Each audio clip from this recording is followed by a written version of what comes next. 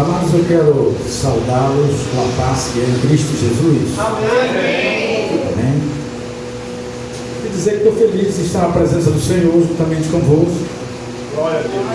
Dizer que estava um tempinho que não me congregava, ou melhor, que não visitava o pastor Pedro, né? A pastora Érica. Então o convite chegou. E a gente está por aqui. Hoje é um dia dedicado à força, à honra do trabalhador, né? E nós, como trabalhadores da seara do Senhor, não poderemos passar batido de vir à casa do Senhor e deixar nossa porção de gratidão e adoração ao Senhor. Amém? Satisfação também em conhecer esse homem de Deus, pastor Aramis, né? Confesso que fiquei maravilhado, seu talento. São poucas pessoas que conseguem tocar os hinos da harpa no ministério que a gente vai, assim, tocam mais música de bandas normais, que costumeiramente chamam-se avulsos, mas ver uma pessoa para tocar os hinos da harpa é um pouquinho difícil, o ritmo original, como o senhor tocou. E confesso que duas canções aí que eu ouvi, a gente só escuta em Louvor Saudade. Maravilha, viu? No fundo do baú.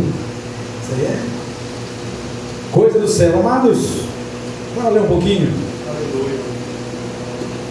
Me repassaram aqui um tema. Olha só. Tempos difíceis criam homens fortes. Homens fortes criam tempos fáceis. Tempos fáceis criam homens fracos. E homens fracos criam tempos difíceis. É um provérbio cíclico popular, mas que a gente, bisbilhotando a Bíblia, a gente vai encontrar textos que podemos parafrasear, associar e por aí por diante. E a gente encontrou vários textos, mas a gente vai só se portar em dois, um no Antigo e um no Novo Testamento, amém? Então abra comigo o livro de Jó, quase no meio da Bíblia, perto de Esther e Salmos, tá? O livro do patriarca Jó. Toda glória e toda honra sejam ao Senhor Deus Todo-Poderoso. A gente já vem de um batismo e o sindicato, o clube dos policiais rodoviários federais, na piscina bonita desde lá, houve um batismo, estava lá. De lá fomos em casa rapidamente, de lá vimos para cá. Livro de Jó, capítulo de número 2.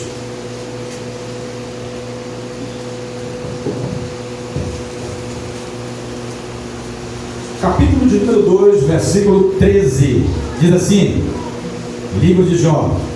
E um dia aconteceu que seus filhos e suas filhas comiam e bebiam vinho em casa do irmão primogênito. E veio o mensageiro a Jó e lhe disse: Estando arando os bois e as jumentas, pastando perto deles, atacaram-os os sabeus e os tomaram, e feriram os servos ao fio da espada, e somente eu escapei para trazer-te a nova. Enquanto esse falava, veio outro e disse: fogo de Deus caiu do céu e queimou. Jó, capítulo de número 1, perdão, tá? Eu falei 2, né? É Jó, capítulo de número 1, versículo de número 13, mas a gente já está no 16. Enquanto este estava ainda falando, veio outro que disse: fogo de Deus caiu do céu, queimou as ovelhas e os servos e todos consumiu, somente eu escapei para trazer-te a nova. 17. Enquanto este estava ainda falando, veio outro e disse: os caldeus fizeram 3 esquadrões, deram sobre os camelos e os tomaram, e feriram os servos ao fio da espada, só eu escapei para trazer-te a nova.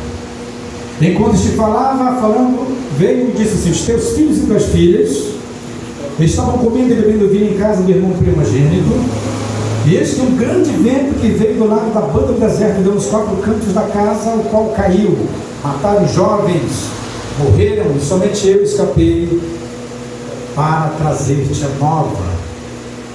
Então se levantou Jó. Olha aqui o exemplo de homem forte que aqui a gente chega aqui agora. Então se levantou Jó, rasgou o seu manto rapou a cabeça, lançou-se em terra e adorou. Diga para o seu irmão, e adorou. Glória a Deus. Aleluia. O segundo texto eu te chamei sentadinho. Amados, mostrar personalidade diante das adversidades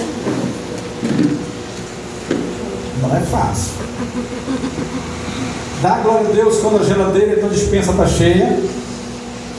Dá glória a Deus quando a conta do Pix está inchada, cartãozinho está bom, está todo mundo bem de saúde, proveitozinho escapa no mês e o banco não leva 80%, 70% do empréstimo, é bom demais.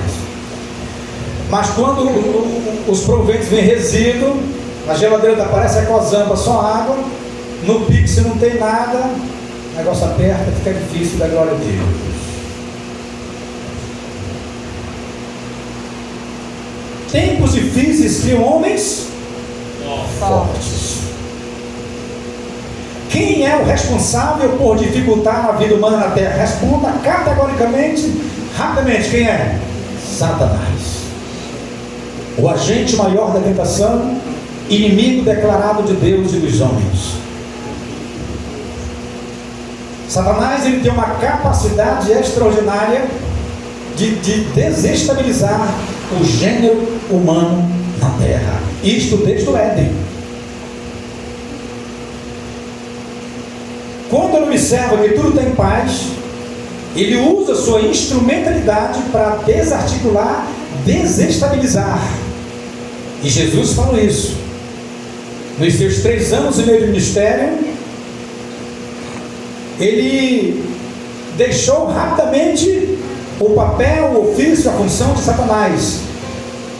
O texto, a gente fazendo uma exegese dele, ele pega um outro lado de pessoas da época, mas a gente traz para o lado de Satanás. O ladrão vem somente para matar, roubar, destruir. Matar, roubar, destruir. Tríplice missão, missão nefanda de Satanás. Roubar a paz, roubar o que tu tem, destruir os sonhos, os projetos, destruir tudo que o ser humano possa proporcionar ou tentar proporcionar ou articular. Matar, roubar e destruir. Olha o antagonismo. Mas eu vim para que tenham vida e não pouca, esquilho não esquilho, e a tenham em abundância. E quando Satanás observa isso no Éden, a harmonia dos nossos primeiros pais, o carinho do Criador para com a criatura, porque quando eles estavam na dispensação da inocência, eles mantinham uma harmonia, uma comunhão, era uma beleza.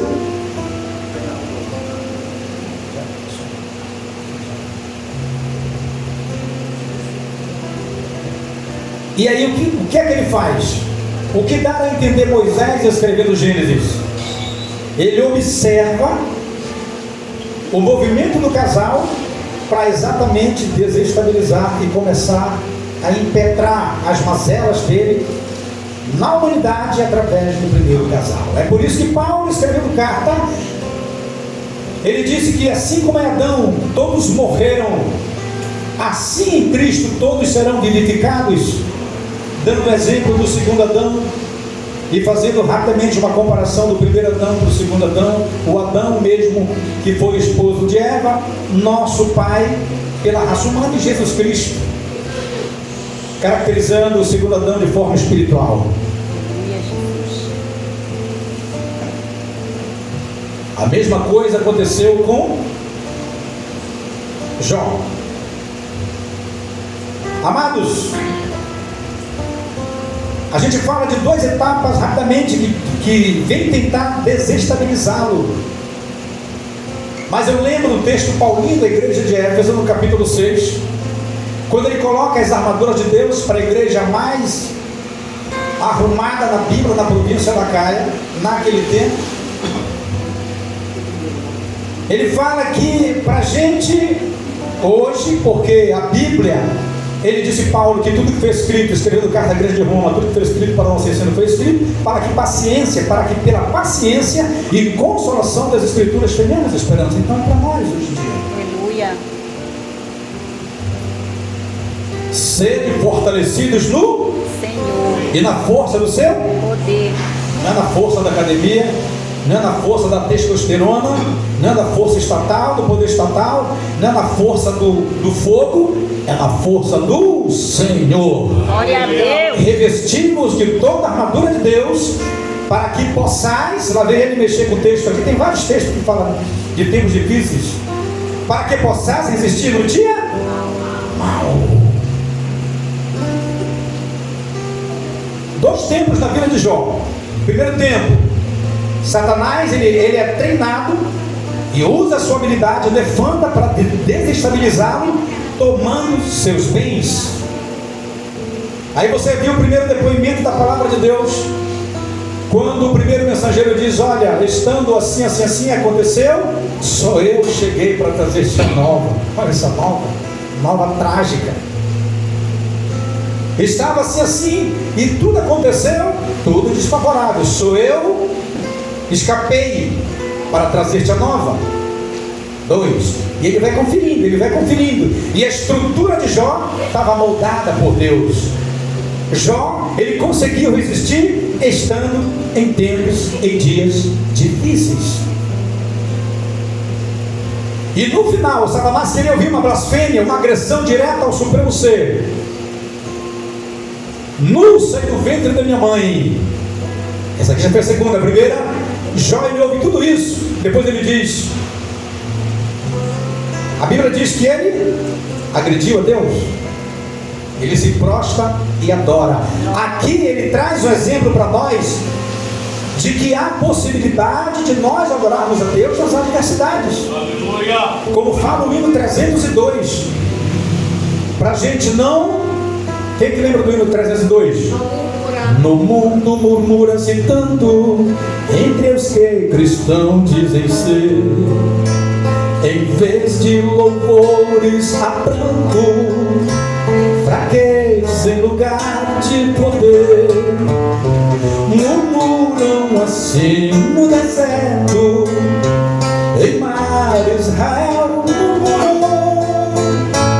Ou não vem que Deus está perto, jamais seu auxílio. Ele não é um Deus omisso. É isso que quer dizer o poeta na letra da música. Ele não é omisso. Ele é operante. Ele ouve, está presente. E sua onisciência não deixa passar no despercebido por nada. Agora tem um detalhe: ele usa no momento e no tempo de sua soberania, no seu tempo e não no nosso tempo. Então Satanás, ele consegue tirar tudo de Jó. Ele consegue fazer Jó pegar nas alças de 10 caixões e enterrar 10 filhos de uma vez, proceder com 10 funerais. Ele faz com que Jó perca toda a sua estabilidade financeira. A Bíblia dá a entender que Jó era um homem bem sucedido. E se a gente for olhar o artigo, ele não era ele era o maior de todos os do Oriente. Ele era região da Arábia. E a gente, se entende o texto bíblico, a gente vai entender que se fosse hoje, ele era um mega empresário do ramo agropecuário. É tipo perder dezenas de milhares de leiras, de arados, de tratores, de serviçal, de estrutura, se fosse hoje de ativos, de bolsas. Mas quando Satanás ele pensa que ele vai arrancar de Jó uma blasfêmia, uma agressão, ele arranca de Jó uma adoração